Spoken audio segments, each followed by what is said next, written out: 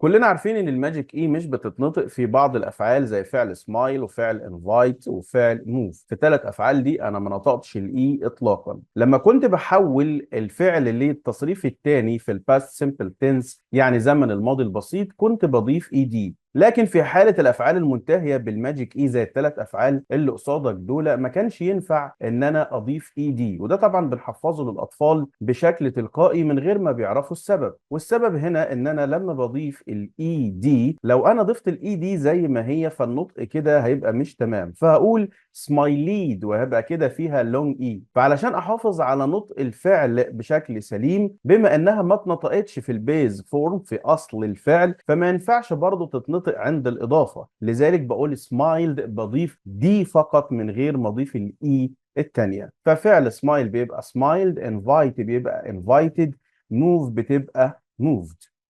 نفس الفكرة هنا في الاي ان جي فورم. يعني مثلا الثلاث افعال دول سمايل وعندي فعل ميك وفعل موف، لما بحب اضيف الاي ان جي ما ينفعش اسيب الاي في الفعل زي ما هو. ليه؟ لان هيبقى هنا ملتقي الاي مع الاي فبرضه النطق مش هيبقى تمام. وبكده هنحافظ على عدم نطق الاي بان انا احذفها تماما عند اضافة الاي ان جي. فكنت بقول smiling وmaking وموفينج، لازم احذف الاي قبل اضافه الاي ان جي علشان احافظ على نطق الفعل وعدم نطق الاي الموجوده في الاخر.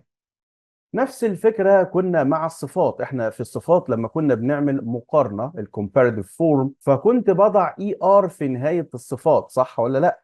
لكن الصفات المنتهيه بالماجيك اي زي كلمه نايس، لطيف، سيف، امن، كل دي صفات. لارج، لو نلاحظ هنا ان احنا كنا في الصفات دي ما كناش بنضيف الاي ار، كنا بنضيف الار فقط لا غير، لنفس السبب ان انا مش هنطق الماجيك اي. لو ضفت الاي ار هقول نيسير وكده، لا يبقى انا كده نطقتها وكمان خليتها مد طويل بقت لونج فاول. فانا هنا بحافظ على نطق الصفه بعدم اضافه الاي فبضيف ار فقط فبقول نايسر الطف من، سيفر امن من، ولارج برضو بتبقى لارجر. اتفقنا؟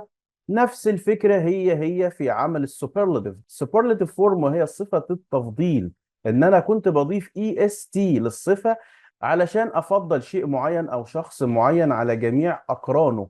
فهنا نفس الفكره برضو ان انا مش هضيف الاي اس تي كلها، لا هضيف الاس تي فقط علشان احافظ على عدم نطق الماجيك اي. فكنت بقول ذا نايسست، كنا بنضع ذا قبلها طبعا بس ده مش وقته، ذا سيفست، ذا لارجست، وكده انا حافظت على عدم نطق الماجيك اي عند التفضيل. بعد ما خلصنا الماجيك اي مع الصفات والافعال تعال نروح على الهيسن ساوند. الهيسن ساوندز يا جماعه هي اصوات الهمس، زي كده لما بتسمع صوت ال س، صوت ال ش، او ال او الاكس، نفس الفكره كلهم بيدوني اصوات همس. اصوات الهمس دي لما كان ينتهي بها الاسم المفرد وعايز احوله للبلورال ناون لاسم جمع كنت بعمل ايه؟ كلمه زي باس انتهت بصوت همس وهو صوت الاس. كلمه ديش الطبق هنا انتهت بصوت ال ش، هنا الاس اتش عملت الصوت ده.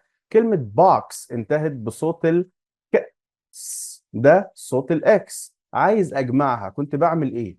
كنت بشيل أداة النكرة وبعدين بضيف الاي اس. ليه بقى؟ علشان احافظ برضو على صوت الكلمة في حالة الجمع بدون اي نشاز.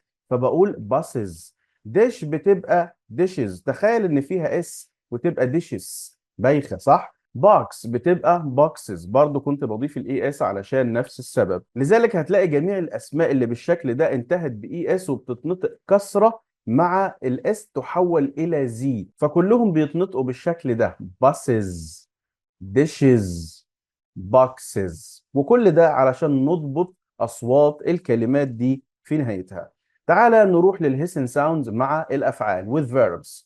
تعالى نشوف كده في المضارع البسيط في البريزنت سمبل تنس كنا بنعمل ايه في حالة اذا كان الفاعل singular subject يعني فاعل مفرد، او نعوض عنه به اذا كان ولد، شي اذا كانت بنت، it اذا كان غير عاقل. فعل زي pass يمرر، فعل زي finish ينهي، فعل زي fix بيصلح حاجة. في حالة لما بيكون الفاعل مفرد غائب أو هي أو she أو it كنا بنعمل إيه؟ كنا بنضيف es للأفعال دي. فكنت بقول passes، finishes، fixes. وبرضه كنت بحول ال es للنطق ده is. كسرة كده مع الزي.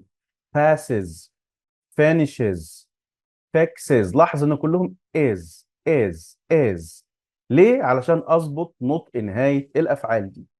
تعالوا نروح لحاجة تانية، وهنا هناخد حرف الواي the letter Y مع الأسماء الجمع. يعني إيه؟ يعني أنا عندي اسم مفرد منتهي بواي مسبوق بحرف ساكن، كنت بعمل إيه عشان أحوله لجمع؟ كنت بقلب الواي لآي وبضيف إي إس في نهاية الكلمة علشان أحوله لجمع. زي كده مثلا body الجسم، وعندي city المدينة، وكمان هنا lady سيدة. عايز أجمع الأسماء دي كنت بعمل إيه؟ بقلب الواي لآي وبضيف إي إس، فبقول bodies cities ladies. لاحظ ان الطريقه دي هي هنعملها مع حاجات مختلفه. خليك فاكر ان احنا دلوقتي بنتكلم عن الاسماء الجمع، تحويل المفرد لجمع. نروح لحاجه تانية كده هنا مع الافعال.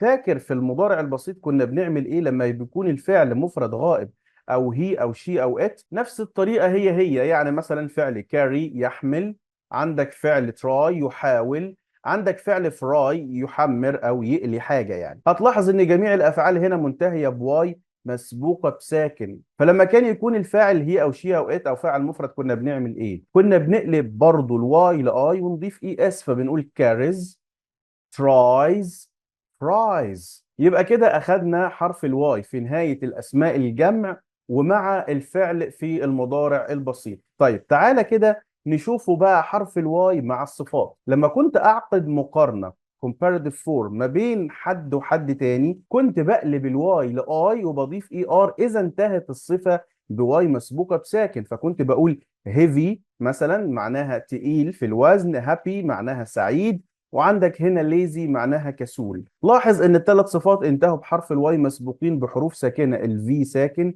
البي ساكن، الزي ساكن.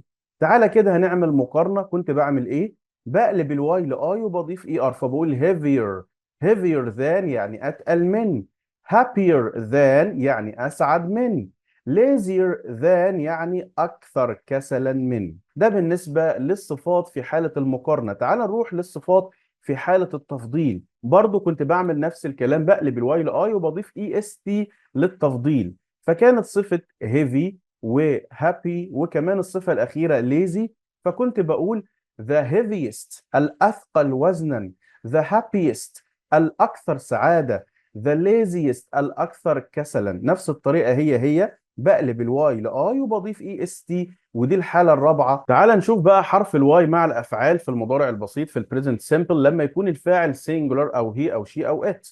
فعل مثلا زي study يذاكر أو يدرس، فعل fly معناه يطير، وعندي apply معناها بيطبق حاجة أو بيقدم على طلب. لو كان مثلا الفاعل he study كنا بنخليها he studies، fly بتبقى flies، apply بتبقى applies. وفي كل الثلاث حالات اللي انت شايفهم قدامك قلبنا الواي لاي وضفنا اي اس. ده بالنسبه للمضارع البسيط. تعال نشوف كده الماضي البسيط الباست سمبل تنس. كنا بنعمل ايه؟ كنت برضو بقلب الواي لاي وبضيف اي دي في نهايه الفعل.